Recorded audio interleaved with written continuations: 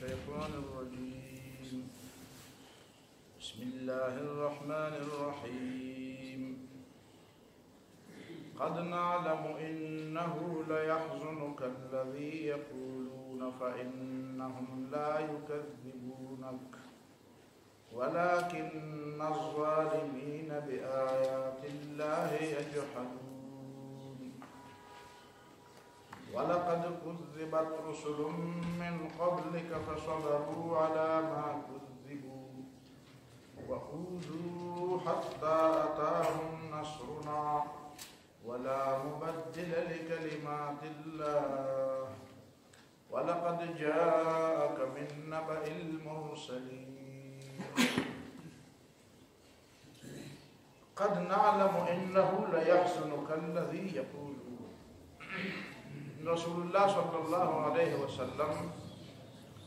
تكذيب بكو كافران درب بے وترسو تکلیف بے وترسو اذیت بے وترسو تنگاو بے ذہنی طور بے ٹارچر کو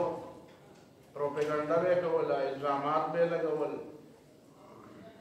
سیچ پفلرات کنا بے وین اور دا حد نبے تجاوز کو په دوستۍ او په دشمنۍ کې د حد نه تجاوز کول دا په خپله د دې خبرې ثبوت دی چې د دې سړي عقیده ټیک نه ده د په خدای عقیده نشته د آخرت نه مني کني دی به په حدودو کې دننه وي دوستي دشمني خوښه ناخوښه دا د انسان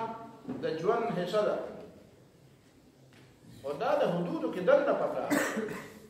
حدود نبار نه ده پکار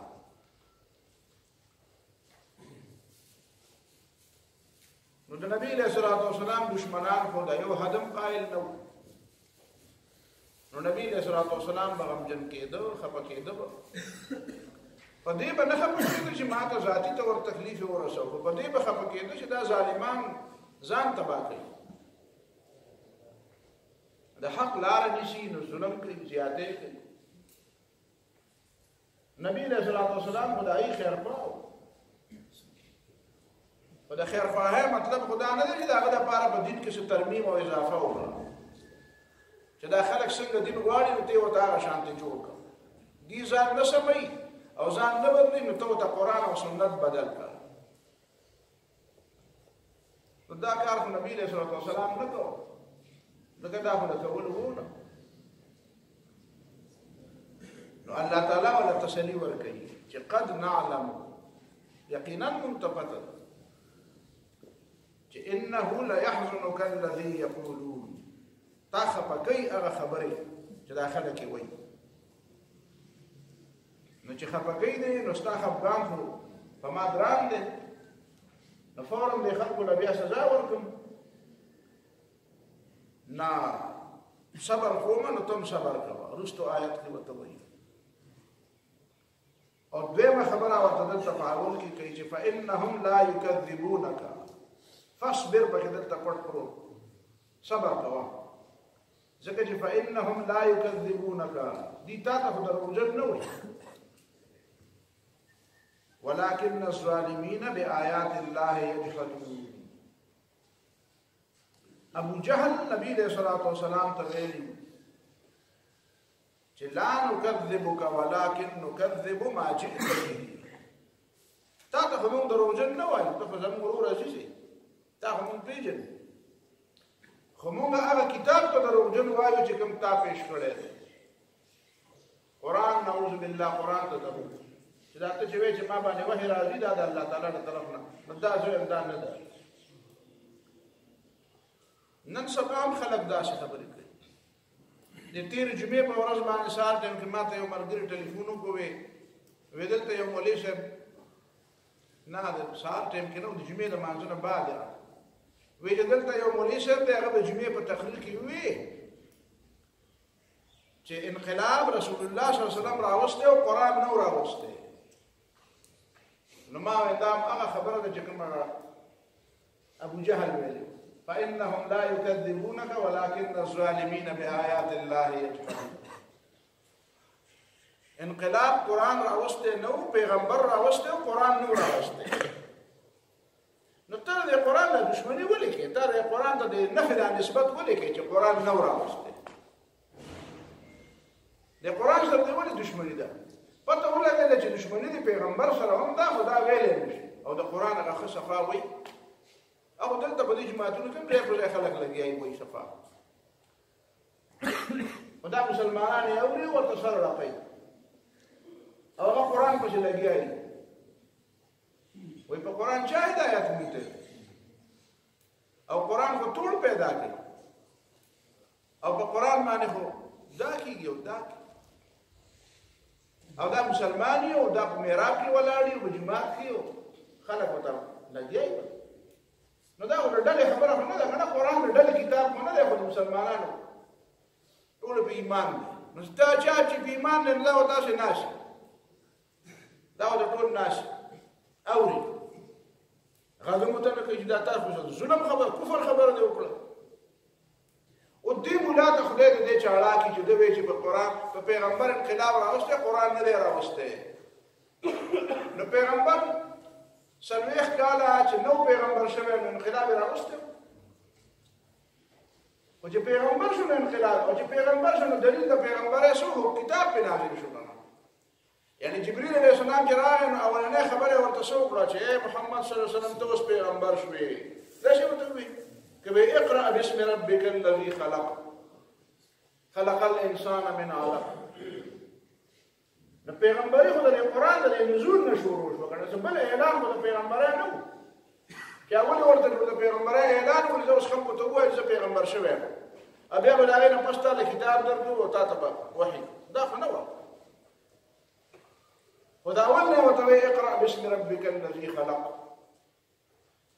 نو پیغمبر صلی الله علیه وسلم چې څه کړي دي خو د قرآن نه یې کړي دي. قرآن د هغه دپاره څنګه چې موږ دپاره هدایت دی، نو پیغمبر علیه السلام دپاره هم هدایت وکړي. ان اتبع الا ما یوحى الی. پیغمبر ته څه تابعداري کوي؟ خو د وحي کوي. ما یکون لی ان ابدله من تلقاء نفسي ان اتبع الا ما یوحى الی. زه د ځان نشم بدلولی ځکه زه خو تابعداري د وحي کوم. نو دا تا باندې څه چل شوی چې ته وایې چې پیغمبر راوستی او قرآن نه دی راوستی؟ دا قرآن نه دی راوستی پکې ولې وایي؟ دا وایي پیغمبر انقلاب راوستی دی، نو څوک په دې نه انکار کوي چې پیغمبر انقلاب راوستی؟ خو ده خامخا مطلب د دې قرآن په دې نفي کې دی چې خلکو ته دا وایي چې قرآن ځای په ځای مه بیانوئ، ځکه زه وایم چې قرآن په هر جومات کې بیانول پکار. هغه سړی دی نه بیانوي چې ځان پرې نه یې پوه کړی، خو ځان پرې پوهوه چې څومره پوهېږي بس هغه بیانوه، چې کوم ځای باندې نه پوهېږي هغې نه چپ تېرېږه مخکې ځه.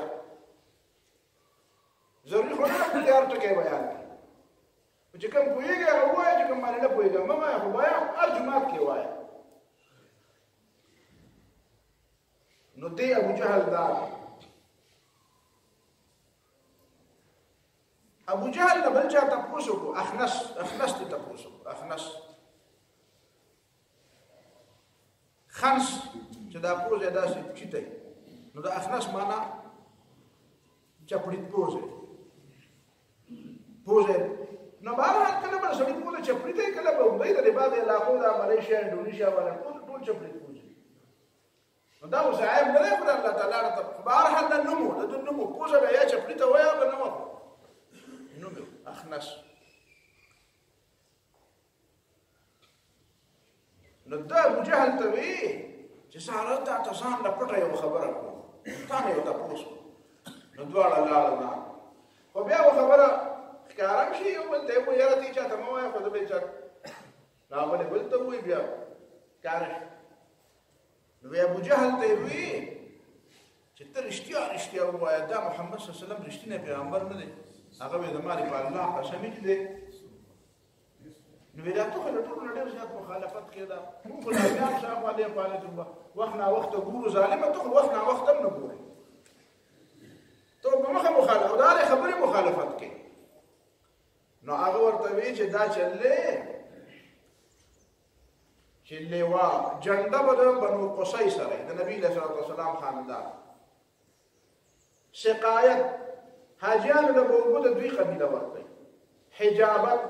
د بیت الله ټول خدمت او د هغې دروازه او د هغې پورې کول او پرانستل او دا ټول به د دوی. او نبوت او پیغمبري هم په آخر کې په دوی کې راشي. نو دا هر څه د دوی شو، دا نورې خبرې خو موږ برداشت کړې. اوس په آخر کې هغه وایي چې په موږ کې نبوت هم دی، نو چې پیغمبري هم د دوی شو، نو دنیا او دین دا هر څه د دوی شو، مذهب هم د دوی شو، دین هم د دوی شو، ملکي او سرداري ټوله د دوی شوه. نو موږ به څه کوو؟ او وایي زما دې په الله قسم چې زه به تر اخره پورې مخالفت کوم. نو دا د ضد په بنیاد باندې دوی دا کار کوو. داسې نه چې کنې دا نه پوهېده، دا خفه. ځکه خو قرآن دلته وایي که نه ولکن الظالمین بآیات الله یجحدون. د نفي او د جحد په منځ کې فرق دی. جحد دې ته وایي چې سړی ښه د علم باوجود انکار کوي، او نفي خو دې ته وایي چې سړی وایي یاره نه منم یا نه پوهېږي او یا ورته تفصیل نه یې معلوم څه وجه باندې نفي. خو د جحد مطلب دا دی لکه چې بل ځای کې په قرآن مجید کې د فرعونیانو مبارک الله تعالی وایي وجحدوا بها واستيقنتها انفسهم ظلما وعلوا. هلته خو شفا معنا کړې ده چې وجحدوا بها د فرعونیانو د موسی علیه السلام د تعلیماتو نه انکار او واستيقنتها انفسهم او د زړونو یې پخې یقین راغلی و. ګوره یقین یې جوړ و د هغې باوجود یې انکار وکړو. پته ولګېده چې یقین چې څوک پورې ایمان شوی دی نو کار نه کوي. دا یقین به په ایمان کې بدلېږي نو هله به فایده کوي. که یقین یې او ایمان نه وي نو دا یقین بیا دا د لارې مسافر دی، دا لا ځای ته نه دی رسېدلی، دا ورسوه ځای ته، دا ربړ نور هم راکاږي. وجحدوا بها واستيقنتها نو د یقین نه استيقان راغلی و. ورپه کثرة المبانی تدل على کثرة المعانی، چې الفاظ زیاتېږي نو معنا زیاتېږي. نو ایقنتها په ځای وي واستيقنتها د یقین نه هم پسې یو څو درجې مخکې تلي وو خو ایمان ته نه رسېدلی. نو که یقین یو څو درجې نور هم کلک شي خو چې ایمان ته نه رسېدلی نو کار نه کوي. دا پوچ کالتوس دی، هسې به درسره وي، هسې به پرې خلک یاره چې لکه کالتوس راسره دی. نو دا غل دی، دې ته غل کالتوس دی، دا غل کالتوس دا ډزېږي نه. دا مطلب شو فإنهم لا يكذبونك ولكن الظالمين بآيات الله يجحدون. نو سوال دا پیدا شو چې دا خو الله تعالی په مدد باندې قادر دی او دا الله تعالی محبوب پیغمبر دی او دا هغه خلک تنګي او خفه کوي. نو په کار خو دا نه چې به دا خلک ټول په یو عذاب کوړه پرې راووري او ټول تباه. نو الله تعالی وایي نه صبر کوه، زم صبر کوم تم صبر کوه. د هرې خبرې دپاره یو موقع ده. ولقد كذبت رسل من قبلك او بېشکه تکذیب شوی او د ډېرو پیغمبرانو ستا نه مخکې. نو فصبروا على ما كذبوا هغې ټینګ پاتې شوي وو سره د دې نه چې د هغې تکذیب شوی و. دلته دوه ترجمې ته غوږ ده. فصبروا نو هغې صبر کړی و په هغه څه چې د دې په څه کې تکذیب شوی و. دا د صبر ترجمه هم خلکو غلطه زده کړې ده. صبر دې ته وایي چې بس نه کېږي نو کښېنه، زړه خو مې غواړي چې داسې مې وکړه خو نه شم. نو دې ته صبر نه وایي. صبر دې ته وایي چې سړی کولی شي او ځان راټینګي، ځکه چې الله تعالی رضا مقصد ده. یو سړی کنځل نه شي کولی او چاړه دی نو وایي یاره خو که ما خبرې کولی شو نو ما به تا ته یو لس کنځل کړو، نو دا صبر نه شو. یو سړی چاله ګزار نشي ورکولی وایي زه بس نه شم ورکولی نو صبر به کوم، همدا به صبر نه شو. زه ته بې صبره شه، زه ورشه، ته خو نه شي. صبر دې ته وایي چې سړی حبس النفس. حبس صبر معنا څه ده؟ ځان راټینګول، لکه بریک ولګېد. یو شی روان دی، ګاډی روان دی او ته یې راټینګې، نو داسې نه چې تلی نه شي. تلی شي خو ځکه خو ته بریک لګې. نو د صبر معنا دا نه چې بس مجبوري مې ده نو ځکه غلی ناست یم. نه مجبورۍ له غلي کېناستو ته صبر نه وایي. صبر في المصائب، صبر على الطاعات، صبر عن المعاصي او صبر حين البأس. صبر في المصائب په مصیبتونو کې سړی جزې فزې کولی شي خو نه کوي. صبر على الطاعات، طاعتونه عبادتونه اطاعت فرمان برداری امر منل ورته ګران خو کوي. صبر عن المعاصي د ګناهونو نه ځان رابند کړی کولی شي، ګناه کنځل کولی شي، دروغ کولی شي، غیبت کولی شي، غلا کولی شي، حرام کولی شي. هره بې حیایي کولی شي ځان راټینګول دا ځان راټینګول نه دي دا دې ته په حدیث کې دانا لفظ راغلی دی الکیس من دانا نفسه دانا ځان را قابو کی دا ځان بې قابو کېږي هر سړی بې قابو کېږي ته بې قابو کېدی شي پرونی خبره یاد ساته چې الله تعالی خلیفه کړی نو دونه ډېر ډېر صلاحیتونه یې درکړي ته هر څه کولی شي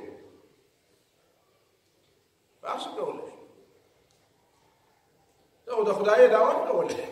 خو ځان را قابو که مه کوه دانا نفسه دا نفس کشي چې د صوفیانو ویلې ده دا دې هسې لګیا نفس وجل نه دي پکار نفس وجل یعنی چې دا د سره د مطالبې اهل پاتې شي دا د اسلام طریقه نه ده اسلام طریقه دا نه ده سر ولا وجه یاره د نفس د اثر چقول غواړي زمونږ د بر صغیر یو ډېر لوی عالم دی هندوستان کې پاتې شوی نو هغه یو کتاب لیکلی دی په هغه کتاب کې یو عالم کیسه لیکلې ده چې هغه دونه غټ زبرګ و چې یو ځل مانځله پاسېده نو بازار ته جمع ودرېده او هلته دی چې مانځله پاسېده نو راپرېوته چې راپرېوته نو خلک ورغلل او دا لاسونه یې وله مږل او دا حکیم یې وله راغله جمع خو به خرابه شوي که نه دا هېره خبره جمع ودرېدو ټیم نو حکیم یې وله راوستو چې حکیم یې وله راوستو نو چې حکیم صاحب وکتل نو ویې چې ده خو څه خوړلي دي ځکه راپرېوتی دی نو دا پی او شربت او دا ویله څه راوړو خوراک مراک نو هغه ورته وایي چې دا نه خورم ځکه ما د دې دا نفس مې نه اوس را قابو کړی دی او تاسو یې راته بیا راسنده کوئ نو تاسو څه وایئ چې دا د ټیک کار کوو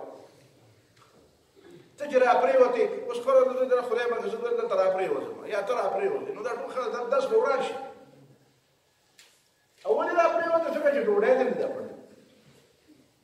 نو دا ډوډۍ تا ولې نه خوړه وایي دا نفس مې سم را قابو کوو نو دا چې تا را قابو کړو نو دا تا ښه وکړو که بد دې وکړو تا خو ولکې تا له لمونځ ولاړ تا هغه جمع نه لاړه او یا هغه جمع ټوله ګډه وډه شوه خلک هم په تشویش کې شو شاګردان دي و مریدان دي و ملګري دي و دوستان دي و بچي دي ټول پریشانه شو حکیم صاحب یې دغه راوستو او حکیم صاحب یې چې په ده باندې خوراک دی دی به یې نه خورم بیا مې دا نفس بیا راته راپاشي راته رانیغېږي نو ته چې خپل نفس نشې قابو کولی تا ته خو خدای وایي ته زما خلیفه یې ته به دنیا کې ولا کافران را قابو کوې لوی لوی غټ غټ کارونه به کوې دا د تقوا را تصور نه دی دا د خلکو عجیبه دی د برطانیه کې یو کس ماته خلکو ډېر صفت کو وایي دا ډېر غټ بزرګ دی وایي دلته به د میلاومه نو موږ داسې روان یو ځل نو مخې له راغله نو ملګری ما سره و چې ماته چا وایي چې زه به د میلاوم ما ته وایي تا ته چې ما یادوه زبرګ دا دی راغی ما دا ډېر ښه وشو چې میلاو شو چې مخامخ راغی چې ما ورسره لاس میلاو کړو ما یې لکه تا دې سړي ستا ډېر دې صفت کړی ما ته څه کار کوې زه ډاکټر یم ما کلینک د کوم ځای وی کلینک مې پرېښودی دی ما ولې وی اوس نو د کارپېټونو دوکان دی ما چې ته خو ډاکټر یې د کارپېټونو دوکان دې کړی دی دې څه مطلب وایي داسې چلو چې زه به په کلینک کې ناست وم نو سهار چې به زه راپاڅېدم نو زما دا تقوا به د عرش معلا پورې ختلې وه او بیا چې به مازدیګر کېده که نه او دا ښځې به رانه رالې نو به انګلینډ دی ښځې خو پکې داسې که نه وایي دا ښځې چې به رانه رالې چې مازدیګر کېده به وایي زما تقوا به د تحت الثرا نه ښکته تلې ما هغه ملګري ته ویې مې زه په نورې نه شم اورېدلی دا خبره ده ما ټوله حوصله نشته چې زه دا واورم زه به لاړم نو ته ورسره ودرېږم اول به تا ته دا پته څنګه لګېده چې ستا تقوا عرش معلا ته رسېدلې ده داسې چل په شوی او چې عرش معلا ته تقوا ورسېدلې ده د ښځو په لیدو باندې بیا تحت الثرا ته لاړه دغه تقوا وه او چې دونه رسېدلې وه نو ته بیا نو تا په خپل نظر او په خپل فکر او په هېڅ شي د کنټرول نه و نو بیا ترې وتښتېدې لاړې د کارپېټونو دوکان دی نو تقوا د نرانو دپاره ده چې هغه ترې تښتي نه بیا مولانا مودودي ته یو سړی وایي دوکان مې کړلی وی ښځه راله سودا راغلې څه چلو کړمه نظر مې پرې لګي او کار مولانا ورته وایي خپل ټیم وکړه ټیم څه دغه دی نو چې ونه تښتې وایي دغه دوکانداري کوه او په ځان قابو ساته دا جهاد دی ستا دې کې به ستا د جهاد تربیت کېږي چې ته د دونه ورکوټي شي نه تقوا نه داسې د شپاړسو تار جوړ کړی دی په معمولي شي باندې ټیک نو دا به تا ته به غټ غټ کارونه څنګه کوي وای ما دا نفس را قابو کړی دی او که دا مې پی وشکل نو څه چل به وشي په تقوا به مې بیا صحیح نو هغه زبرګ دا د بودمت دا د بودمت د بخشوانو دا د هغوی زمونږ په دې وطن کې دا د بودمت علاقه وه پخوا دا ټول وطن دا هغه جاپانه پورې دا ټول نه دا د بودمت اثرات دي د بودمت اثرات چې تقوا دی ته وایي چې په انسان کې جسم دی او روح دی نو دا جسم او روح د یو بل سره په جګړه نو ته پکې د دې روح ملګرتیا وکړې دا جسم راوپرځوه او که دا د راو نه پرځو نو دا جسم لږې ستا د روح راپرځوي ورته وایه دا دواړه د یو بل دشمنان نه دي دې کې همکاري پکار ده دې کې دواړه د یو بل سره تعاون پکار دی ته داسې چل وکړه چې دا جسم او دا روح دواړه د یو بل سره معاونت شروع تعاون شروع نو دا عجیبه عجیبه خبرې وي صبر دا تقوا نه ده دا تقوا نه حبس النفس دا نفس داسې د دې نفس سره مه کوه داسې عمل چې هغه د مطالبې اډو پاتې نه شي چې اډو مطالبه نه کوي وایي اوس مې ایله راته ټینګ کړی دی کړ نه شي کولی نو ته د امتحان نه ځان وباسې امتحان نه خو ځان مه وباسې ته امتحان په میدان کې یې نو دا صبر زده کول پکار دی فصبروا علی ما کذبوا سره د دې نه چې د دې تکذیب شوی او بیا هم ټینګ ولاړو دا مطلب دی مخالفتونو باوجود ټینګ ولاړو د ګرانۍ او د سختۍ باوجود کلک ولاړو رسول الله صلی الله علیه وسلم خو یو ځل هم چېرته د چرګ د غوښې او د ولې غوښه به یې خوښه د ولې غوښه نه د څاروي د ولې غوښه دا به یې خوښه او یو ځل کور خلکو ته یې راوړی وی دا ولې نو سهار مازدیګر پورې ماښامه پورې ملګري مو ورسره وو ناست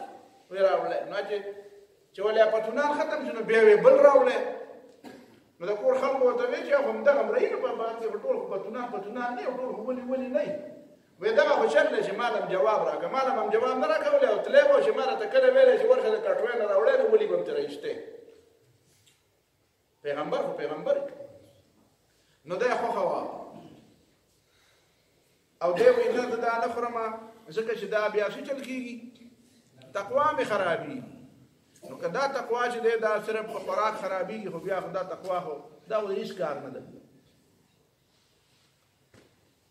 وَأُوذُوا حَتَّى أَتَاهُمْ نَصْرُنَا وَلَا مُبَدِّلَ لِكَلِمَاتِ اللَّهِ وَلَا مُبَدِّلَ لِكَلِمَاتِ اللَّهِ دلته لا مبدل لکلمات الله نه مراد دی هغه چې نور آیاتونو کې راغلي دي چې انا لننصر رسلنا والذین آمنوا یا ولقد سبقت كلمتنا لعبادنا المرسلين انهم لهم المنصورون وان جندنا لهم الغالبون یا كتب الله لاغلبن انا ورسلي دا کلمات کې مراد دي ځکه چې مخکې دا دی چې حتی اتاهم نصرنا او نصر برازي ځکه چې لا مبدل لکلمات الله دا وإن كان كبر عليك إعراضهم فإن استطعت أن تبتغي نفقا في الأرض أو سلما في السماء فتأتيهم بآية معجزات اختیار د پیغمبر سره نشته د الله تعالی سره او الله تعالی نبی علیہ السلام ته وایي چې زه کوم فرمایشي معجزې نه راوړم که ته راوړې نو ورته پیش کړه د الله تعالی شان دی پیغمبر خو زما ستا دپاره خو پیغمبر دی خو د الله تعالی دپاره خو د هغه بنده دی نو الله تعالی خپل بنده ته خبره کوي او ولو شاء الله لجمعهم على الهدى دې کې د نبی علیہ السلام هغه مینې ته چې د نبی علیہ السلام مینه دا وه چې دا څومره خلک چې دي دا ټولو ته د خبره ومنلې لکه دا چې د خپل دعوت سره شوق او جذبه او مینه او اخلاص نه به وایي چې یاره دا خلک ټول په سمه لاره راغلی او دا ولې نه مني خبره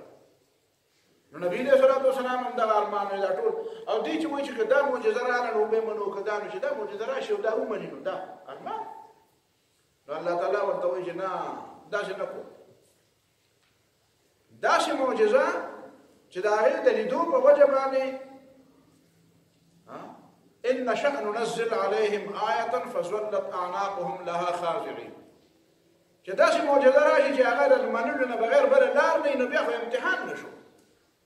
ګورئ الله تعالی د قرآن مجید دا ګورئ یو سل سوال د سورتونه دي 6,000 څومره آیاتونه دي. نو د دې آیاتونو کې داسې خبره نشته چې هغه سړی بالکل په ایمان کله سړی غواړي او که نه غواړي په ایمان یې مجبوره کړي، داسې نشته.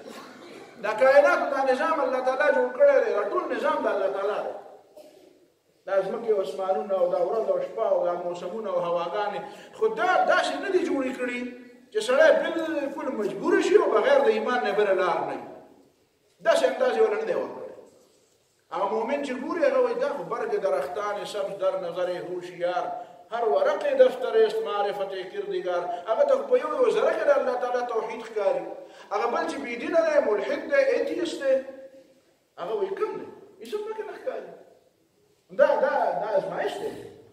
نو دا کائنات هم د ازمایش دپاره پیدا کړي او دا کتاب هم د ازمایش دپاره دی. داسې دا معجزات هم د ازمایش دپاره دي. نو داسې معجزه چې د هغې د کتو نه بغیر بلې لار د ایمان نه هغه چې ویني د ایمان نه بغیر د بلې لار نه داسې معجزه الله تعالی به نه راوړي. دا نه راوړي. نو فلا تکونن من الجاهلین، دا لفظ بظاهر مه کېږه ته د جاهلانو. مطلب دا دی چې یو سړی بې صبره، نو دا بې صبري سړی په داسې کارونو باندې مجبوره کوي چې هغه د کولو نه وي. مخکې ورته دې صبر کوه، نو اوس ورته د صبر هغه نتیجه ښیي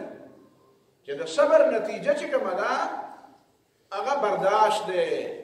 هغه انتظار دی، هغه لویه سینه ده. هر سړی د الله تعالی د امتحان لپاره پیدا کړی دی، نو بس ځان دی په امتحان کې. ته خامخا مه مجبوروه چې د ایمان ته راشي. نو نبي علیه السلام خو د مجبورولو خبره نه وه کړې، خو وایي چې دې کومې بانې دي چې بانې ختمې شي. خو قرآن دلته د بې صبرۍ په ځای باندې د جاهل لفظ دی. بې صبره کېږه مه،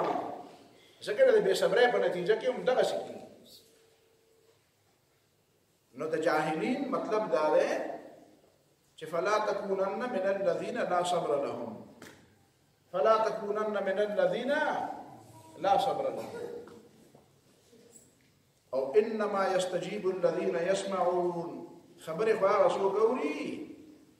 امني چې اوري. او دا خو د مړو په شان دي، نو مړي خو د سره اوري نه، مړي خو د سره اوري نه. اوس دا چې الله تعالی ورته کله کله د معجزې په طور باندې واوري یو خو جدا خبره ده. خو عام طور باندې سړی ولې اوري؟ اوري ځکه چې حواس یې بحال. نو د مرګ نه په مرګ خو وایي ته چې حواس ختم شي، روح پکې ختم شي. چې روح پکې ختم شي نو بس ستا فقه لیکلي دي که یو سړي قسم وخوړی چې فلانکي سره به خبرې نه کوم او د مرګ نه پس ورته وایي څنګه نو دې ته خبرې نه وایي. دا څنګه نو ځکه د پوستان یو ملګری ورایاد شو، ملګري راته خبره کوله وایي زمونږ په کلي کې سړی مړ وی یو دوست راغی هغه هم د پوستان وایي چې راغی ورله نو دی پروت نو وایي لته وله ورکړه د خپې له وایي ورته وایي چې دله څنګه تا ته ما نه وي چې سوچه غوړي خوره زه چې سوچه غوړي خورم نه دی مړ شو، سوچه غوړي ته نه خوړه نه مړ شو. خبرې ورسره شروع نو دې خبرو باندې سړی نه حانیسېږي ځکه چې هغه نه اوري. دا خو د ستا د فقه د حنفي فقه مسله ده که نه. ته پکې بیا ولې اختلاف کوې چې مړي اوري که نه اوري؟ په دې کې اختلاف دی. نو د چا پکې اختلاف دی؟ نو ته خو پکې اختلاف مه کوه که نه. تا به امام ابو حنیفه کتاب ویلی. پاتې شو دا چې نبي علیه الصلاة والسلام هغه بدر والا ورته وایي چې انهم لاسمع منکم، تاسو نه ښه اوري. نو معجزه وه، هغه څه وه؟ معجزه وه. نو معجزه خو جدا شي. معجزه خو خرق عادت لپاره، د عادت لپاره ته عادت ولې جوړې؟ د خرق عادت نه عادت جوړې، هغه د عادت خلاف شوی وه. یا دا چې داسې وي چې په مقبره کې تېر شي ته چې وایي چې السلام علیکم، نو بیا ورته لږ انتظار وکړه چې وعلیکم سلام درته ووایي. نو تا ته وعلیکم سلام وایي. د السلام علیکم مطلب دعا ده دلته، دا مخاطبه نه ده، دا دعا ده. ته ورته دعا کوې. نو دی بیا د دې نه دی خبره، وایي دا خو نه اوري. چې اوري نو تا له دې خبرې درکړي که نه، تا ته جواب ورکړي. دا مطلب شو. وما دابة في الأرض ولا طائر يطير بجناحيه إلا أمم أمثالكم نشته یو زنده سر پس مکه کې یو مرغۍ چې الوزي په خپل وزرو نو مرغۍ په وزرو الوزي داسې مرغۍ چې په وزرو نه الوزي نو آیت طائر کله کله په معنا د سریع الحرکت راځي نو دا د پاره د دفع د توهم د مجاز دی مختصر المعنی یاد وساته کدی ویلې وایي د پاره د دفع د توهم د مجاز کله کله خلق څه کوي یو 30 شتم مرغۍ وایي ها د ډاکټر والا پر خپل ډاکټر شاته لیکلي وي زما دا پر افطار کې سم ګولې په شان نو رښتیا ګولې نه ګولې په شان تیز نو ته تشبیه نه پیژنې دا یطیر الا امم امثالکم استاسو په شان امتونه دي څه مطلب دی نو فی الخلق والموت والاحتیاج الى مدبر دا پیدا دي دا شنو چې اول نازل نو دا بمری او دا سوچته ذات چې هغه د دې د ژوند تنظیم کوي کوم رب چې ته پیدا کړې دی پیدا کړي کوم رب چې تا به وجني نو دای به وجني او کوم رب چې د دې تنظیم کړي نو تا ستا تنظیم کوي د دې تنظیم هم کوي دغه د ژوند تیرولو طریقې وته ودلې او ما فرطنا فی الكتاب من شیء مونږ په کتاب کې څه پرېښو دي نه دي نو د دې دوه معنی کتاب نه مراد کوم کتاب نو کتاب نه مراد لوح محفوظ نو په لوح محفوظ کې خدای الله تعالی علم دی یا د الله تعالی د علم مطابق دی نو د الله تعالی د علم نه خو یو ذره نه وما يعزب عن ربك من مثقال ذره د الله تعالی د علم نه خو یو ذره پناه نو ما فرطنا فی الكتاب من شیء نو په لوح محفوظ کې مرسه لیکلي دي او د کتاب نه مراد د قران مجید نو ما فرطنا فی الكتاب من شیء سمعنا یعنی د هدایت او د ضلالت او د تاوان او د فائدې د انسان د اصل تاوان او اصل فائدې سره متعلق چې څومره خبره په دې کې ټولې نو ما فرطنا فی الكتاب من شیء مما يتعلق بالهدايه والضلاله والفلاح والخسران چې د ابدي کامیابی او د ابدي ناکامۍ سره د کومې خبرې تعلق دی او د هدایت او د ضلالت سره د کومې خبرې تعلق دی نو هغه په دې کې کم نه دي هغه په دې کې پوره دي امام ابن جوزی رحمه الله هم په دې بیا استدلال کړی دی چې هغه وایي چې دا د کتاب چې مشهور تلبیس ابلیس خو هر ځای کې ملایي اردو کې ترجمه مشته عربي باندې نه پوي نو هغه وایي دا تلبیس ابلیس د کتاب مطلب هم دا ټول کتاب خلاصه دا ده چې شیطان سره څنګه گمراه کوي دا علما څنګه گمراه کوي دا عام مسلمانان څنګه گمراه کوي دا عبادت گزار خلک څنګه گمراه کوي دا کاروباریان څنګه گمراه کوي دا حکمرانان څنګه گمراه کوي نو دا اجر گمراه کولو هغه طریقې چې هغه شیطان او پسې په کومه طریقې تبع کوي هغه وته خودلی امام ابن جوزی نو هغه وایي چې دا حکمرانانو ته د شیطان وایي چې نه مړه په اسلام کې د حکومت کولو څه خبرې نشته او چې ته الله تعالی دا دونه غټه کرسۍ خدای درکړه او د نورو له ور نه کړه خو ته خوښې کړه نو چې خوښې نو څه کوي هغه کوه تا لپاره آرام حلال نشته نو وایي دا ورته شیطان داسې وایي وایي دا د داود علیه السلام نه غټ شوی دی چې داود علیه السلام ته الله تعالی وایي چې یا داود انا جعلناک خلیفة فی الارض فاحكم بين الناس بالحق ولا تتبع الهدى ولا تتبع الهوى فيضلك عن سبيل الله إن الذين يضلون عن سبيل الله لهم عذاب شديد بما نسوا يوم القيامة نو داود علیہ السلام ته الله تعالی وایي چې خیال کوئ ته خطا نشي او چې څوک د الله د لارې نه خطا شي نو هغه لپاره عذاب دی او ته وایي چې خیر دې څه کوي نه وکوم وې دا یوازې او کله دا عقیده نو وې د دې آیت په بنیاد باندې دا بیا د اسلام نه بار دی ځکه چې الله تعالی وایي کله وایي چې د اسلام کې د سیاست متعلق څه نشته نو وې دا ځکه د اسلام قرآن باندې انکار وکړي یو آیت نه انکار داسې دی لکه ټول قرآن نه انکار کوي ځکه چې الله تعالی وایي ما فرطنا فی الكتاب من شیء او دا وایي د سیاست متعلق څه نشته نو دا ځکه وایم چې ستاسو اخیره د سیاست مسلې په سره مولانا مودودی بیان کړی دا به ټول بیان کړی او دین مولانا مودودي ته ځکه وایي چې دا خاص مولیانو بدنام کړی دی موږ دا هغه پسې ورته په خلک وایي زمونه مزه کوي بس هیڅ هم پکې نشته دا چې د مولانا مودودي خبره نو دا د قرآن خبره دا هر عالم ویلي خو مولانا را یو ځای کړی او د دې جدید زمانه په جبه کې تاسو پیش کړی او دا دنیا ته ټوله دا د کفر دنیا ته ټوله څنګه ده نو هغه وایي چې د مولانا مودودي چې لري کې دا باقي اسلام نو دا په امریکایانو شل سره ویلي دا د یورپیانو شل سره زیات ویلي وای مولانا مودودي او سید قطب شهید دا د لري کې وسوي الله اقبال د لري کې دا کویږي چې دا په بیا په امام ابن تیمیه د لري کې دا ګوره نورونه خبرې کوي بل پکې شاملې مخکې به مولانا مودودي او سید قطب بیا وای الله اقبال بیا وای امام ابن تیمیه وای دا د لري کې باقي اسلام مونږ ته منظور دی نو باقي اسلام کوم یو دی جهاد پکې نه یو بل پکې اقامت دین پکې نه یو د کفر سره مقابله پکې نه یو سیاست پکې نه یو حکومت پکې نه معیشت پکې نه نو باندې جمعه کې ته کې نه کنه دا ټول خلک وي جمعه ته منډه کوي موږ وایو چې دا ټول جمعه ته ځي چې باندې راونه وځي چې موږ بیغه وایو وای دا اسلام موږ ته منظور دی موږ دا چې وایو دا اسلام ما فرطنا في الكتاب من شيء دا مطلب شو قل ارأيتكم دا ارأيتكم دي لغت تمغوا ارأيت او كم ارأيت ورته مفرد دی او کوم جمع ده څنګه معنا به ده زموږ یو ملګری دی دوست دی هغه په پښتو کې تفسیر لیکي نو هغه مال موضوع وخاړ یو ټکی د دې داس نزو ته په پښتو د عربي په شان ده عربي خو عربي مبین ده نو د عربي د هر لفظ ترجمه په پښتو کې کولای شي په دې ټکی نه پوهیږي او کتاب لیکي وای دا ارایت کوم څه مطلب ده چې ترجمه راته وکړي چې د تمانا په کې راشي او د کوم په کې راشي نو ته مفرد دی او کوم جمع ده نو څنګه به راشي علماؤنا خطبوسو کا ویگی پا خبرم آنے امام ابن جوزی رحمه اللہ وی فرای نحوی وی فرا وی العرب تقول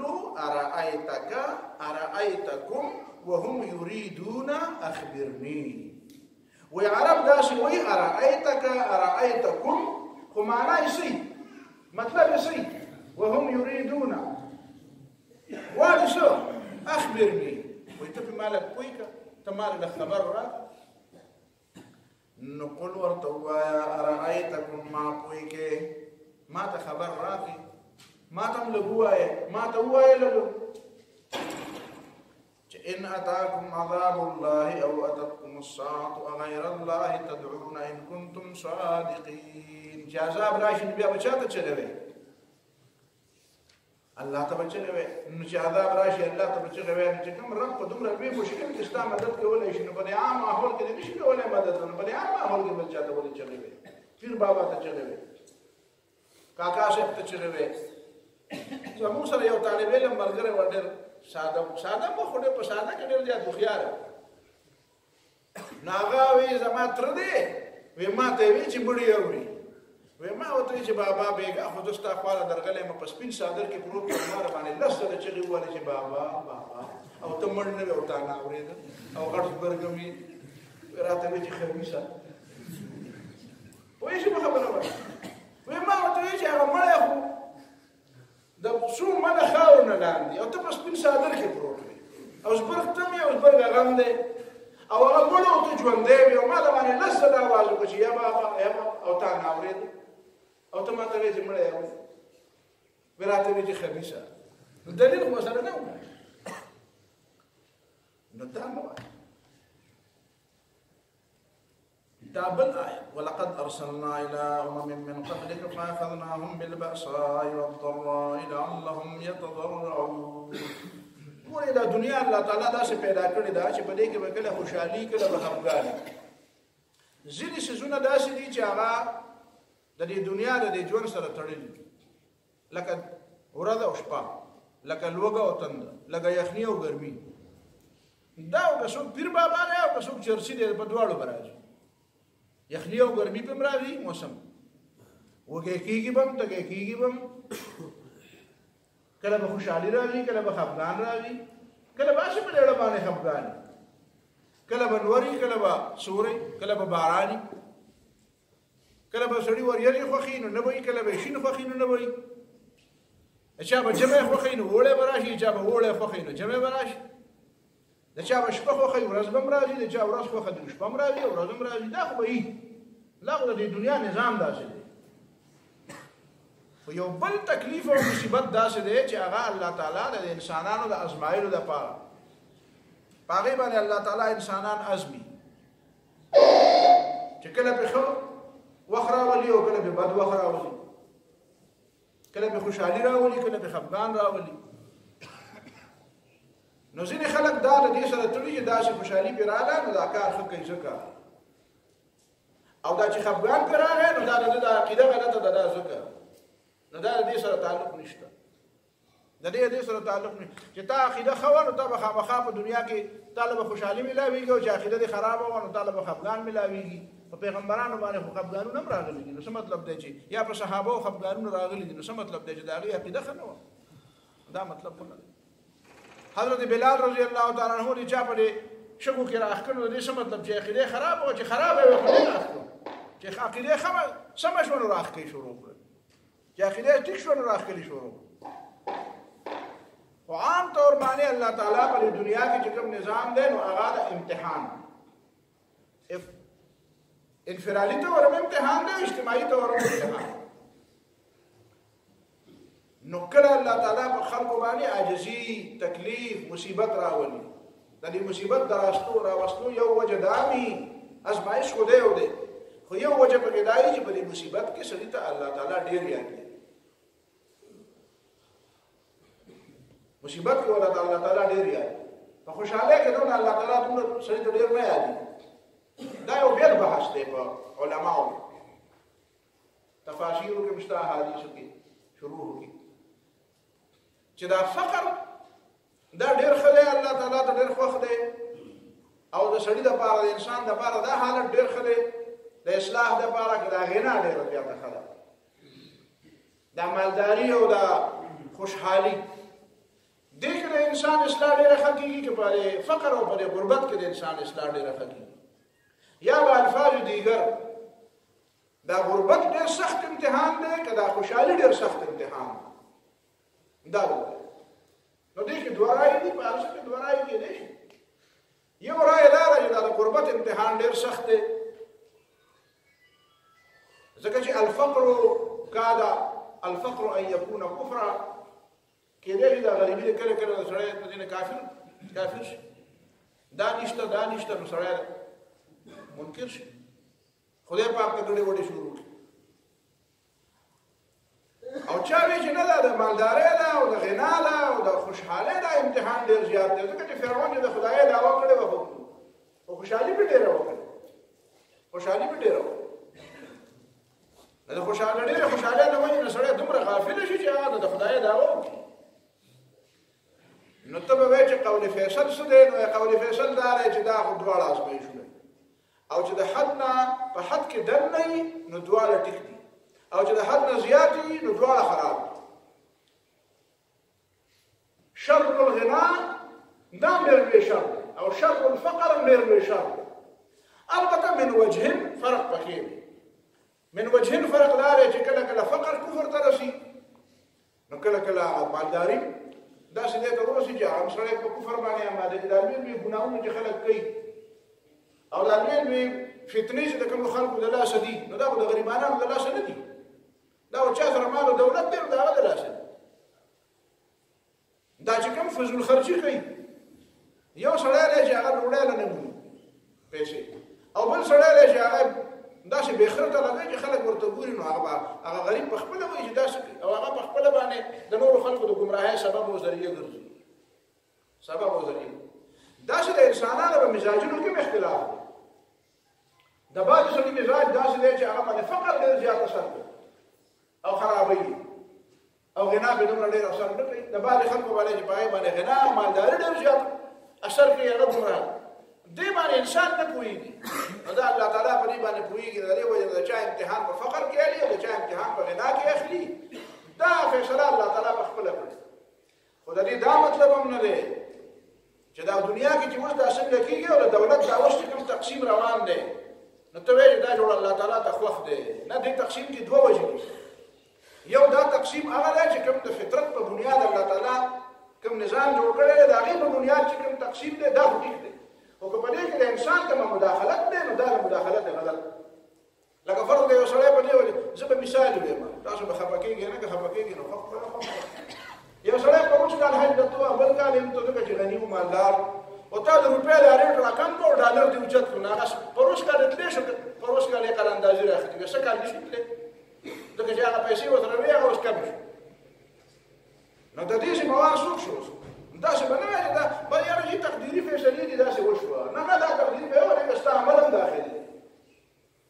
دا تا چې د دولت د تقسیم لپاره دا تا کوم طریقې کار جوړ کړی دی په دې کې ستا هم حصه ده نو داسې به نه وایي چې نه یاره بس دا ټول به په خدای هم نه ورغلی او ټول به په انسانان هم نه ورغلی چې کوم د الله تعالی له طرف نه دي نو هغه د الله تعالی ته حق دی چې په بنده ځکه چې الله تعالی یوازې د پیسو فرق نه پیدا کړی الله تعالی د عقل فرق پیدا کړی الله تعالی د صلاحیتونو جسمانی صلاحیتونو د تجربو د ماحول د دې فرق پیدا کړی نو دا د ټولو فرقونو د وجه نه دی او کوم شی چې د انسانانو ته الله تعالی ویلي چې دا مه کوئ لکه یو حدیث کې دا